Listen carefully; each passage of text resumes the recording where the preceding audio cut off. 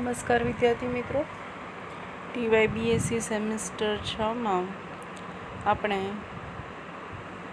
તમારું પ્રથમ પેપર જેનો સબ્જેક્ટ કોડ CCCH601 છે અને જે ઇનઓર્ગેનિક કેમિસ્ટ્રીનું પેપર છે તેનો અભ્યાસ કરી રહ્યા છીએ. વિદ્યાર્થી મિત્રો, આ પેપરમાં આપણે યુનિટ નંબર 1 જે વેલેન્સી એટલે કે સંયોજકતા એનો અભ્યાસ ચાલુ છે. તો એનો આ જે યુનિટ છે એનો બીજો પોર્શન એટલે કે હાઇબ્રિડાઇઝેશનવાળો પોર્શન એ આપણે અત્યારે ચલાવી રહ્યા છીએ. તો વિદ્યાર્થી મિત્રો, આ હાઇબ્રિડાઇઝેશનવાળો જે પોર્શન છે એમાં પહેલો જ ક્વેશ્ચન આપણે આવેલો છે કે એસપી સંકરણ માટે સહગુણાંકોની પ્રાપ્તિ, બંધની પ્રબળતા અને બંધ કોણ યોગ્ય ઉદાહરણ દ્વારા સમજાવો. તો આપણે અગાઉના લેક્ચરમાં સહગુણાંકો એસપી સંકરણ થાય ત્યારે આપણે કુલ 2 તરંગ વિધેયો sin1 અને sin2 મળે છે અને એના સહગુણાંકો 4 મળે છે. કયા? a1, a2, b1 અને b2, જે અગાઉના લેક્ચરમાં આપણે શોધી ચૂક્યા છીએ અને એના આધારે આપણે તરંગ ફલનોને પણ દર્શાવ્યા. મિત્રો, એના પછી આપણે આ બંધની પ્રબળતા વિશે ચર્ચા કરી. તો બંધની પ્રબળતા માટે તમારે 2 મુખ્ય મુદ્દાઓ છે. એક તો જે આપણી પાસે એસ અને પી કક્ષકો વચ્ચે સંકરણ થાય છે એટલે જે તરંગ ફલન મળે છે એમાં મૂલ્ય આવે છે સાઈ એસ અને સાઈ પીનું, બરાબર છે. તો અહીંયા આપણે ધારો કે PZ કક્ષકને ધ્યાનમાં લઈએ તો આ બંને કક્ષકો માટે આપણને એના કોણીય ફલનની કિંમત મળેલી છે. તો સાઈ એસ માટેનું કોણીય ફલન કેટલું મળે છે? 1/2√π. જ્યારે સાઈ PZ માટેનું આપણને તરંગ ફલનનું મૂલ્ય મળે છે √3/2√π cos θ. અને વિદ્યાર્થી મિત્રો, લાસ્ટ લેક્ચરમાં આપણે આ બંને કિંમતોનો ઉપયોગ કરી અને આ દર્શાવેલા ગાણિતિક સ્વરૂપના આધારે આપણે એ બંધની પ્રબળતા મેળવેલી છે. ફરી એકવાર આપણે ઝડપથી જોઈ લઈશું. તો બંધની પ્રબળતા માટે આપણે sin1 લઈએ એટલે sin1માં અહીંયા આ a1 છે, જ્યારે આ sin એસની કિંમત આપણે મૂકેલી છે. એ જ રીતે આ b1 છે. b1ની કિંમત આપણને અગાઉ આપણે જે અચળાંકો મેળવ્યા છે એમાં 1/√2 મળેલી છે અને આ sin pzનું મૂલ્ય આપણે અહીંયા દર્શાવેલું છે. તો હવે આપણે જે આ સર્કલથી દર્શાવેલા છે એમાં તમે જોઈ શકો છો કે આ √2 અને √π સાથે 2, એ જ રીતે બીજા સ્ટેપમાં પણ એટલું અચળ નીકળે છે. એટલે આપણે નેક્સ્ટ ગાણિતિક સ્ટેપ દર્શાવ્યું છે એમાં 1/2√2π એટલે કે 2 અને π એ બંને ક્યાં છે? અંડર રૂટમાં છે. તો એ આપણે અચળ કાઢ્યા અને પછી પહેલું સ્ટેપ છે એમાંથી બધું જ અચળ નીકળે છે એટલે ત્યાં શું રહે? 1 રહેશે. તો 1 પ્લસ આ √3 cos θ આવશે. cos θમાં મિત્રો મેં તમને વર્તુળમાં આખો સાઇન કોસની કિંમતો સમજાવેલી હતી જ્યારે બંધ કોણ 0, π, π/2, 3π/2 અને 2π મળે છે ત્યારે. તો એ મુજબ cos θ જ્યારે 0 હોય, થીટાનું મૂલ્ય 0, એટલે એનું મૂલ્ય બની જાય છે 1 અને એટલા માટે આપણી પાસે હવે માત્ર ને માત્ર બ્રેકેટમાં રહેશે 1 + √3. તો વિદ્યાર્થી મિત્રો, આપણે આ જે ગાણિતિક સ્વરૂપ મેળવ્યું છે એના આધારે જ્યારે બંધની પ્રબળતા શોધવાની હોય ત્યારે ઇક્વેશન આવે છે sin1 maximum divided sin s maximum. તો sin1 મેક્સિમમની કિંમત આપણે અગાઉ મેળવી, કેટલી મળી છે? 1/2√2π × 1 + √3. જ્યારે sin એસની મેક્સિમમ વેલ્યુ કેટલી મળેલી છે? તો 1/2√π, જે આપણે અહીંયા મૂક્યું. ત્યારબાદ વિદ્યાર્થી મિત્રો, આપણે સમજ્યા હતા એ જ પ્રમાણે મેથેમેટિકલ સ્ટેપમાં આ છેદનો છેદ છે એટલે ક્યાં જશે? અંશમાં જશે. જ્યારે આ છેદ છે એટલે છેદમાં આવશે. હવે તમે જોઈ શકો છો કે આ 2 અને આ 2 એ બંને કેન્સલ થયા. આ રૂટ પાઈ અને રૂટ પાઈ પણ કેન્સલ થયા, માત્ર શું વધશે? છેદમાં આવેલા √2 વધશે અને બ્રેકેટમાં આવે છે 1 + √3. તો 1 + √3 જે છે એમાં તમે જોઈ શકો છો કે આ રીતે મેથેમેટિકલ સાદુરૂપ આપીએ એટલે √3ની કિંમત કેટલી હોય છે? 1.73. એટલે એને એકમાં ઉમેરીએ તો આપણને એનું સાદુરૂપ મળે છે 2.73. અને √2 એટલે કે વર્ગમૂળ 2ની કિંમત કેટલી હોય છે? તો તમે સાયન્ટિફિક કેલ્ક્યુલેટરમાં મેળવી શકો છો 1.41 અથવા તો સાદા કેલ્ક્યુલેટરમાં પણ મેળવી શકો છો. એટલે આપણે જ્યારે આ રીતે સરવાળો કરી અને એ બંનેનો ભાગાકાર કરીશું તો 2.73 / 1.41 એનું આપણને મૂલ્ય મળશે 1.936, જે આપણા બંધની પ્રબળતા થઈ. એટલે બંધ જ્યારે રચાય છે ત્યારે કેટલી એની પ્રબળતા છે એ નક્કી કરી શકાય. હવે વિદ્યાર્થી મિત્રો એના પછીનું છે બંધ કોણવાળો ટોપિક. તો અહીંયા બંધ કોણ શોધીએ છીએ ત્યારે આપણે 3 ડાયમેન્શનની ચર્ચા કરીશું. એક્સ અક્ષ, વાય અક્ષ અને ઝેડ અક્ષની. આ ત્રણેય અક્ષ છે એકબીજાને લંબ આવેલી છે, એટલે કે 90 અંશના ખૂણે. હવે આપણે જોઈએ તો તમારે જ્યારે SP સંકરણ આપણે સમજાવતા હોઈએ ત્યારે SP સંકૃત કક્ષકો છે એ કેવી રીતે ગોઠવાયેલી છે એને સમજવા માટે આપણી પાસે 2 તરંગ ફલન મળ્યા છે, sin1 અને sin2. તો હવે જ્યારે આપણે ડાયાગ્રામ દોરવાનો હોય છે ત્યારે આપણે અહીંયા સમજી લઈએ કેવી રીતે ડાયાગ્રામ દોરીશું. તમારે અક્ષિસ દર્શાવવાની છે, એક્સ અક્ષ, વાય અક્ષ અને ઝેડ અક્ષ. બરાબર છે. હવે આ રીતે તમે જ્યારે અક્ષિસ દર્શાવો છો ત્યારે આપણે કઈ કઈ કક્ષકોની ચર્ચા કરેલી છે? S કક્ષક અને PZ કક્ષક. માટે આપણે અહીંયાથી આ જો પહેલાં મોટો એક ડમ્બેલ દર્શાવ્યો અને નીચે બીજો મોટો ડમ્બેલ દર્શાવીએ છીએ. તો આ મૂલ્ય પણ પ્લસ દર્શાવીશું ને આ મૂલ્ય પણ પ્લસ દર્શાવીશું. પછી એની અંદર એક નાનો ડમ્બેલ દર્શાવવાનો છે જેનું મૂલ્ય માઇનસ દર્શાવીશું અને અહીંયા પણ માઇનસ દર્શાવીશું. વાસ્તવમાં આ આખું આ રીતે અક્ષ ઉપર છે ધન અને ઋણ ભાગમાં, પરંતુ આ ઉપરનો જે ભાગ મળ્યો આપણને, આ જે પોર્શન છે, તો આટલો જે ભાગ છે એને આપણે કહીશું sin1 અને આ નીચેનો જે ભાગ છે એને કહીશું આપણે sin2. તો હવે આપણે જોઈએ, ફરી એ ડાયાગ્રામને સમજી લઈએ.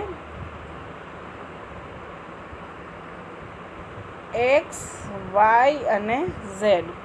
બરાબર છે. તો એમાં આ આપણો મોટો ડમ્બેલ જેને આપણે પ્લસથી દર્શાવીએ અને એની અંદર જ આવશે તમારે નાનો ડમ્બેલ દર્શાવવાનો. તો એ આપણે નાનો ડમ્બેલ દર્શાવીએ જેને માઇનસથી દર્શાવીએ. હવે આ ઉપરનો જે ભાગ છે એને આપણે કહીએ છીએ sin1 અને નીચેનો ભાગ છે એને કહીએ છીએ sin2. તો હવે તમે જોઈ શકો છો કે આ એક ઝેડ અક્ષ ઉપર આ આખો બંધ કોણ કેટલાનો બને છે?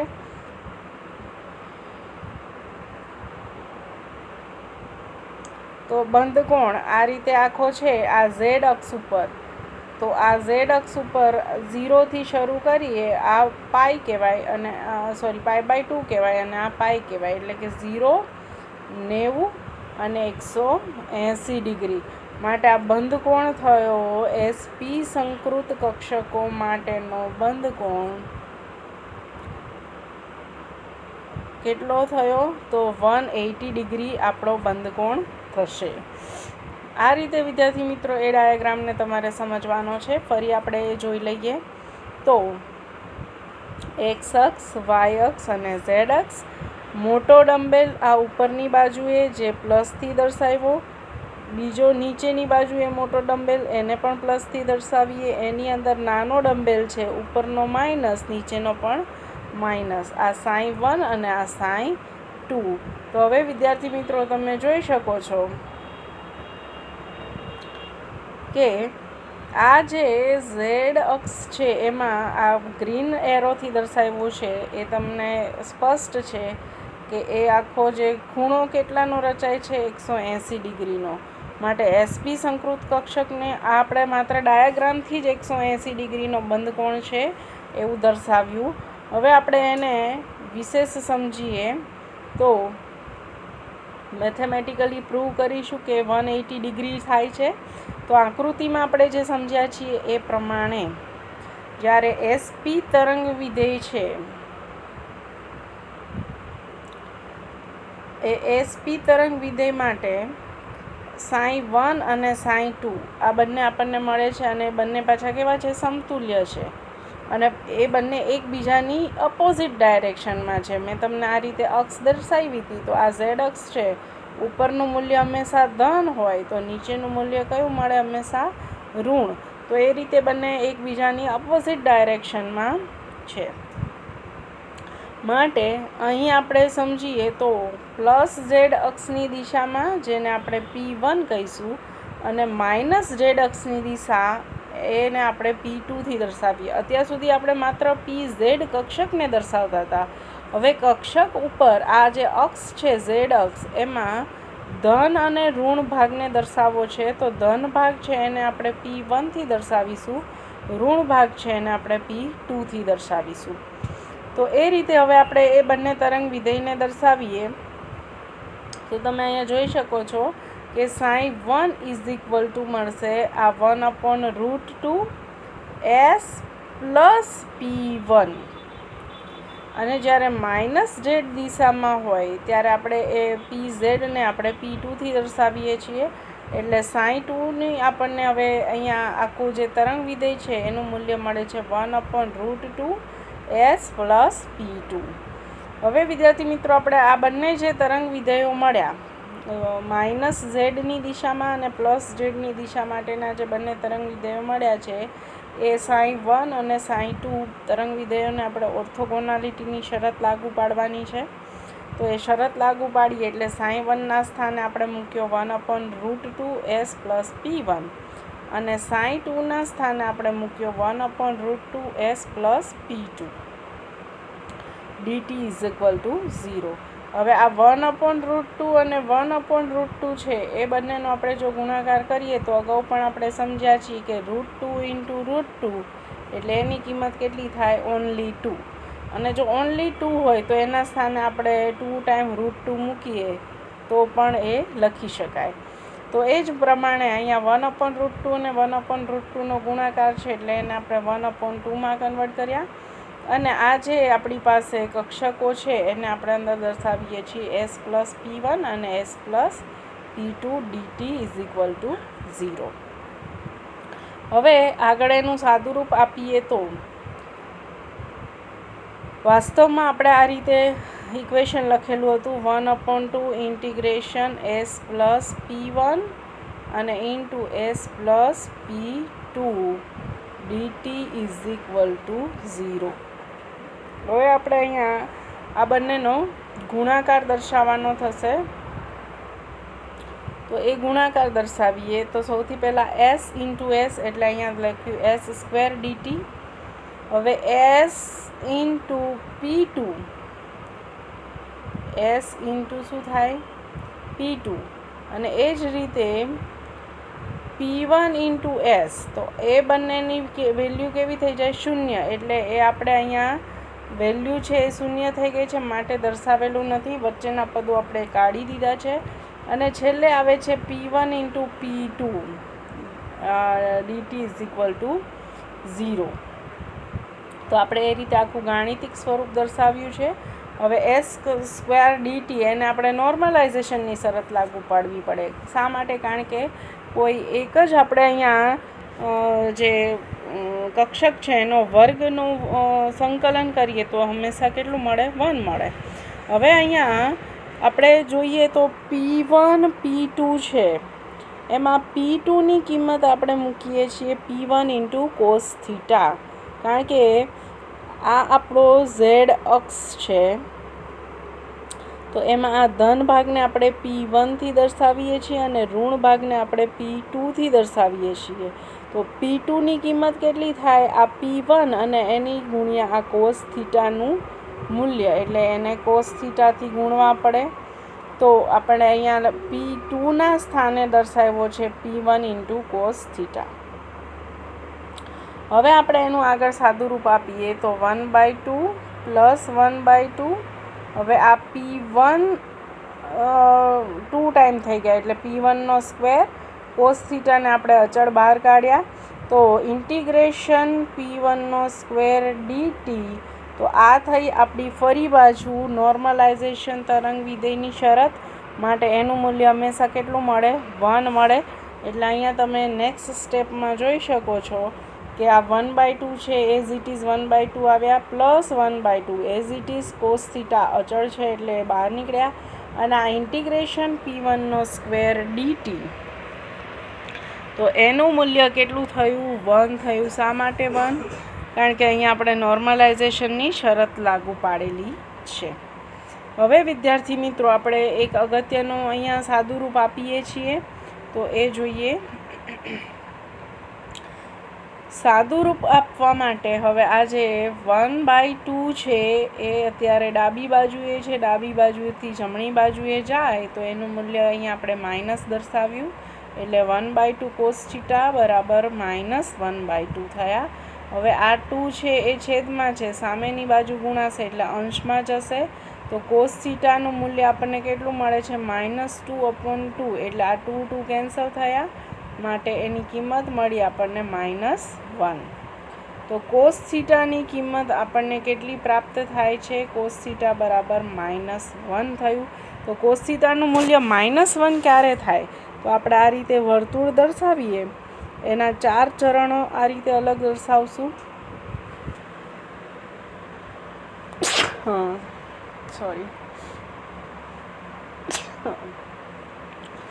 તો 4 ચરણ દર્શાવીએ એમાં અગાઉ પણ મેં તમને દર્શાવ્યું છે એ પ્રમાણે આ થશે 0 અને 1, આ થશે 1 અને 0, આ થશે -1 અને 0 અને અહીંયા આવશે 0 અને -1.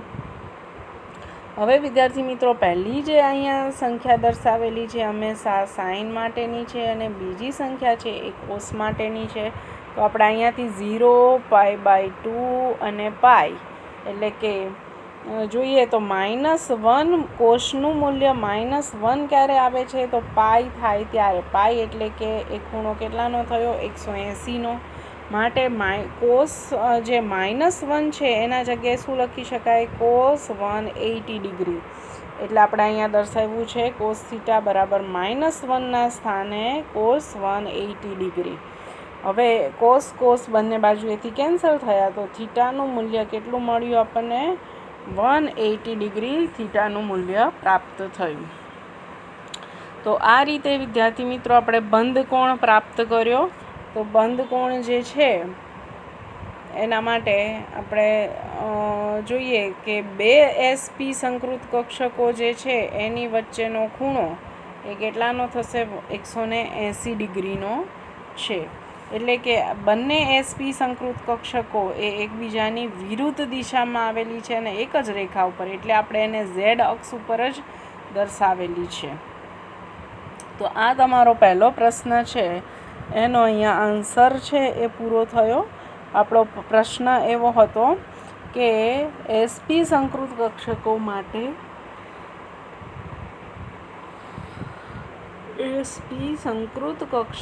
માટે આપણે શું મેળવવાનું હતું? તો સહગુણાંકો મેળવવાના હતા. તો સહગુણાંકોનું મૂલ્ય એટલે કે A1, A2, B1 અને B2 મેળવવાનું હતું.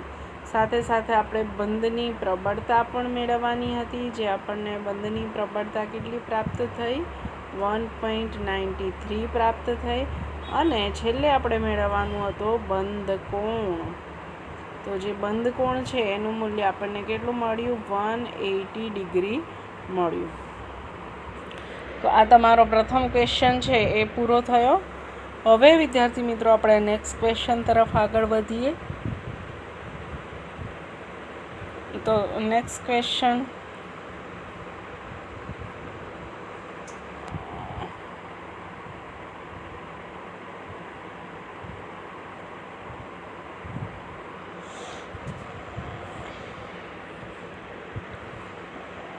સોરી, થોડું અહીંયા ટેકનિકલ પ્રોબ્લેમ થાય છે, એટલે નેક્સ્ટ ક્વેશ્ચનની જે સ્લાઇડ છે એ આપણે અહીંયા ઓપરેટ થઈ શકતી નથી.